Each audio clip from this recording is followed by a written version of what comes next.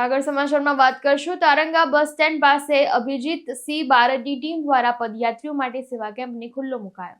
અંબાજી મહામેળાને લઈને અંબાજી માર્ગ ઉપર પદયાત્રિકોના શ્રદ્ધા અને ભક્તિનો ઉમટ્યો મહાસાગર અને સેવાભાવી સંસ્થાઓ દ્વારા કરવામાં આવી અનેક પ્રકારની સેવા।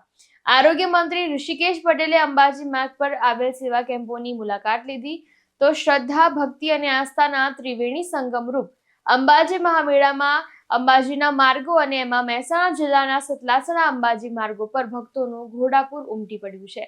ત્યારે આરોગ્ય મંત્રી ઋષિકેશ પટેલે વિસનગર સતલાસણા રોડ પર ચાલી રહેલા સેવા કેમ્પની મુલાકાત લીધી હતી અને પદયાત્રીઓની પણ મુલાકાત લીધી હતી। ખાસ તેમણે આ સેવા કેમ્પોમાં જઈને મા અંબેને યાત્રિકો તેમજ સમગ્ર પૂજાની સુખાકારી અને શાંતિ માટે પ્રાર્થના અને પૂજા અર્ચના કર્યા હતા। સમગ્ર માર્ગોમાં માની ભક્તિમાં તરબોળ બની બોલ માળી અંબે જય જય અંબે આ સાથે અંબાજી દૂર હૈ જાના જરૂર હૈ ની ચારે બાજુ ગૂંજ ઉઠી છે। અનેક લોકો ઉમંગ ઉત્સાહ અને શ્રદ્ધાથી આ પર્વમાં જોડાઈને તન મન અને ધનથી અંબાજી માર્ગ ઉપર લીંબુ શરબત મિષ્ઠાન ભોજન અવનવા નાસ્તા ચા પાણી બિસ્કિટ મેડિકલ સારવાર આરામ વિસામો પીડા દૂર કરવા માલિશ એક્યુપ્રેશર વગેરે જેવી સારવાર આપી યાત્રિકોની સેવા કરી રહ્યા છે। કોઈ ધજા લઈને જાય છે તો કોઈ વળી રથ લઈને માતાજીની ગરબી માથે ઉપાડી માના ઘોડલા ગાતા ગાતા માઈ ભક્તો અંબાજી તરફ પ્રયાણ કરી રહ્યા છે। ત્યારે ગુજરાત પ્રવાસન વિભાગ દ્વારા ખાસ રસ્તામાં શૌચાલય બનાવી સ્વચ્છતાનું ધ્યાન રાખવામાં આવી રહ્યું છે।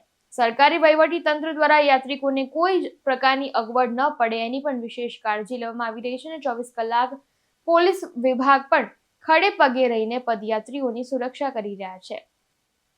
ત્યારે તારંગા બસ સ્ટેશન પાસે કેમ્પમાં ગુજરાત સરકારના આરોગ્ય મંત્રી શ્રી ઋષિકેશ પટેલ સહિત અભિજીત સી બારડ અને યુવા ક્ષત્રિય સેના પ્રમુખે એમનું નિવેદન આપ્યું હતું। ભાદરવી સુદ પૂનમ માનવ મહેરામણ આશરે 30 થી 35 લાખ લોકો માં અંબા પ્રત્યેની અનન્ય શ્રદ્ધાથી પગે ચાલતા કેટલીય મુશ્કેલીઓ વેઠીને દર્શને આવતા હોય છે, પરંતુ સાથે સાથે રસ્તા ઉપર પણ કેટલાય સેવકો ભક્તો આ તમામ શ્રદ્ધાળુઓ માટે અનેક જગ્યાએ જુદી જુદી વ્યવસ્થા, ક્યાંય રોકાવાની વ્યવસ્થા હોય, ક્યાંય નાહવા ધોવાની વ્યવસ્થા હોય, ક્યાંય સુવાની વ્યવસ્થા હોય, ચા પાણી નાસ્તો જમવાનું તમામે તમામ વ્યવસ્થાઓ આખા રોડ ઉપર હોય છે।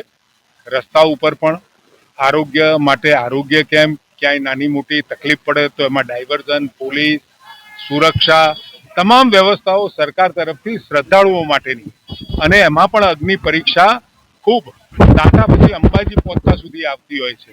ત્યાં પણ દર વખતની જેમ 35 લાખ જેવા લોકો દર્શને આવશે। પૂરી વ્યવસ્થા ક્યાંય નાની મોટી મુશ્કેલી સિવાય કોઈ કાયદાનો પ્રશ્ન પણ ઉભો ના થાય એ રીતે ખડે પગે સરકારી કર્મચારીઓ અને સાથે પોલીસ કર્મીઓ, સફાઈ કર્મચારીઓ તમામ લોકો એમાં લાગેલા રહેવાના છે અને માં અંબાનો આ તહેવાર આ પૂનમ સુખરૂપ પસાર થાય। માર્ગો છે તે કેન્દ્ર બિંદુઓ પર 7 આપણા સેવા કેમ્પો આ વર્ષે યોજાયા છે। કાર્યક્રમમાં કોણ ઉપસ્થિત રહ્યું છે?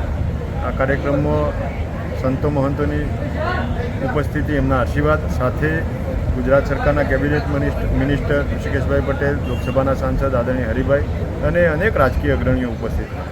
બાપુશ્રી, અંબાજી જનાર યાત્રિકો માટે આપ શું સંદેશ આપશો? માં અંબા જગદંબા સૌની મનોકામના પૂર્ણ કરે, ગુજરાત સુખ શાંતિ અને સમૃદ્ધિ સભર બને એવી શુભેચ્છાઓ, સૌને શુભકામનાઓ।